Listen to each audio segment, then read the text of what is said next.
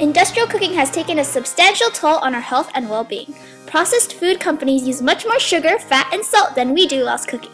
Though most Americans are aware that the rising problem in obesity is the result of eating processed foods, they refuse to sacrifice their time spent at work for a home-cooked meal. In Cooked, Michael Pollan encourages readers to cook by detailing the benefits and walking through the various cooking processes. He divides the practice into 4 elements: fire, water, earth, and air. So I cook. Cooking improves health and well-being. It distinguishes us from animals because it demonstrates our self-sufficiency and it brings the family together. Yay! Cooking transforms not only plants and animals, but also us, from consumers to producers.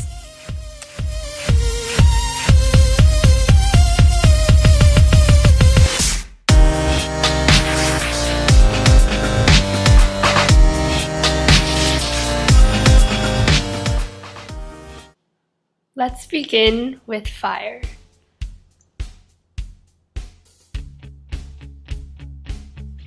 Fire is the first and most fundamental form of cookery. The saying "aroma is divine" is more than just an empty expression, because cookery began as ritual sacrifice. Gods enjoy the smoke from roasting the animal while humans enjoy the meal. Without the cook fire, humans are indistinguishable from animals who eat raw meat.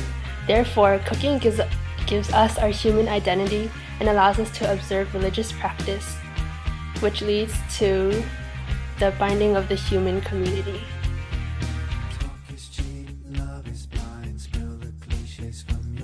Fire transforms food by 1. Denaturing proteins, 2. Killing bacteria, 3. Slowing down spoilage and improving texture and taste.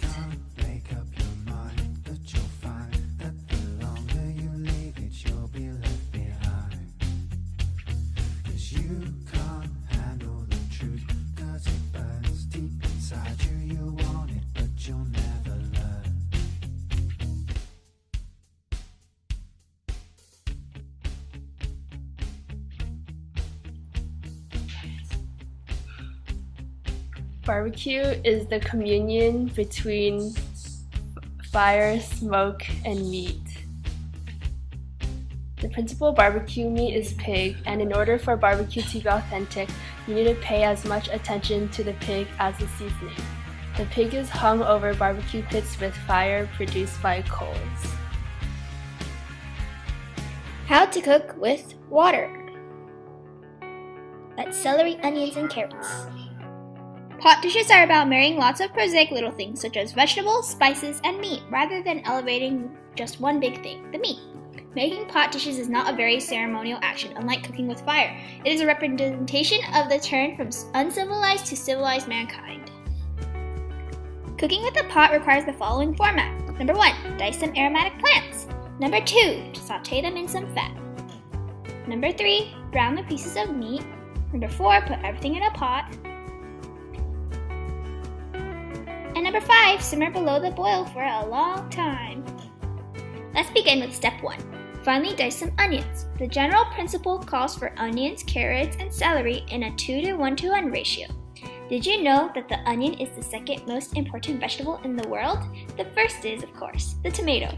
Since onions are cheap and easy to grow, it is the ideal ingredient for extra sweetness in pot dishes.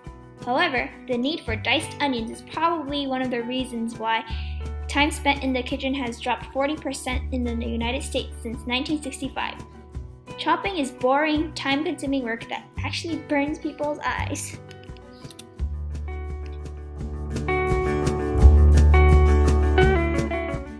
So I bet you've always wondered why cutting onions makes people cry. This is because the onion releases a chemical called the lacrimator to attack nerve endings in a mammal's eyes. Moving on to step 2. Sauté onions and other aromatic vegetables in some fat. This process serves to extract the most flavor out of every ingredient. Sautéing vegetables requires the 3 P's of cooking: patience, presence, and practice. Following this mantra, the onions should be cooked on low heat until completely transparent and soft so that they can transform from sulfurous to sweet.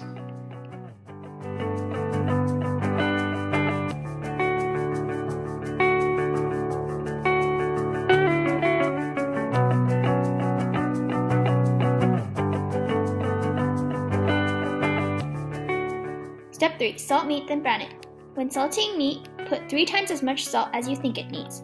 Initially, the salt draws out moisture, but after a while, the salty liquid is drawn back into the cells with the desired spices and flavoring. Step 4. All in! Place all your ingredients in a covered pot. The cook pot is like a second human stomach. It softens foods which are otherwise indigestible, such as legumes and grains that are essential parts of our diet.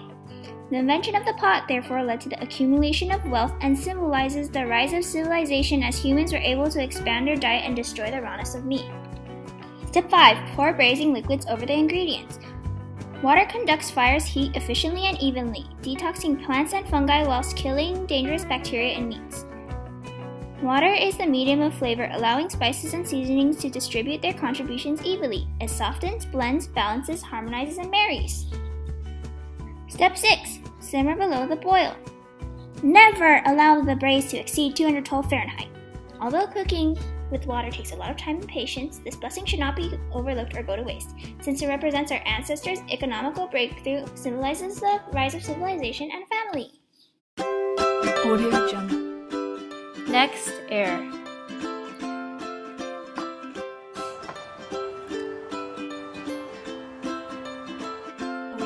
Air, in terms of cooking, means 1. Elevation, 2. Effervescence, 3. Elation, 4. Inspiration. This results in bread baking.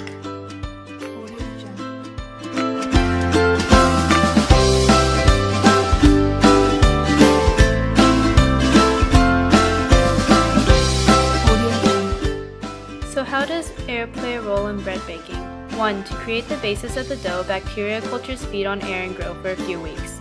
2. After mixing the dough, you need to give time for yeast to rise and react with air again. 3. Let the dough go through bulk fermentation before baking.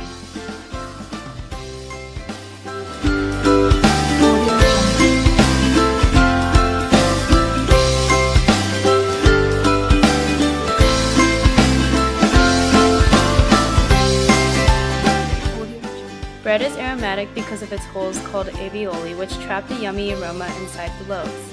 Humans love bread's aroma. This is called retronasal olfaction.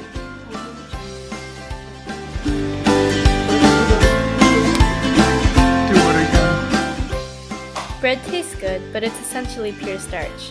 Whitening bread or wheat flour is bad. Doing so makes the gluten easy to digest, so many humans become gluten intolerant. White flour is cheap, but its added nutrients are unhealthy.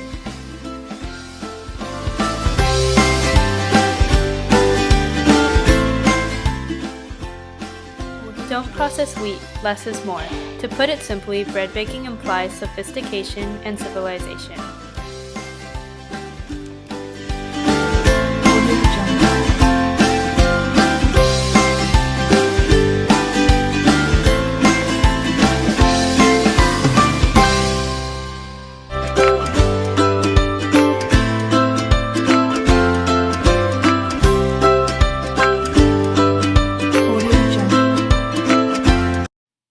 Lastly, we have Earth.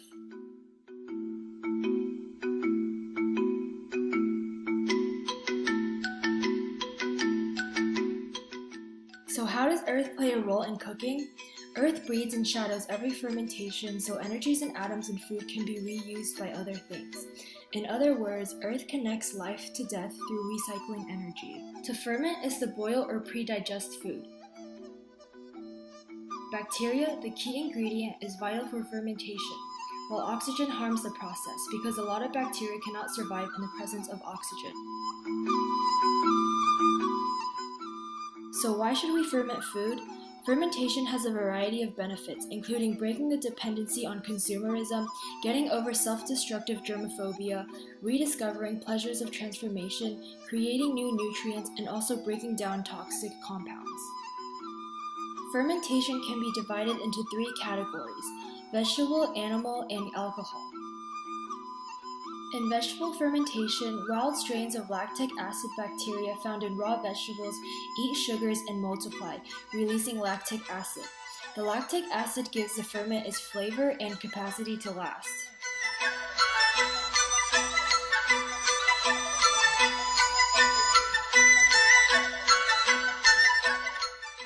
Next, in animal fermentation, cows produce milk that's unsanitized, which later gets transformed into cheese. The good bacteria reproduces, converting lactose to lactic acid. The pH of the milk then falls, and the acidic environment transforms the liquid milk into a solid gel. During this process, the good bacteria outlives the bad bacteria, therefore yielding sanitary cheese.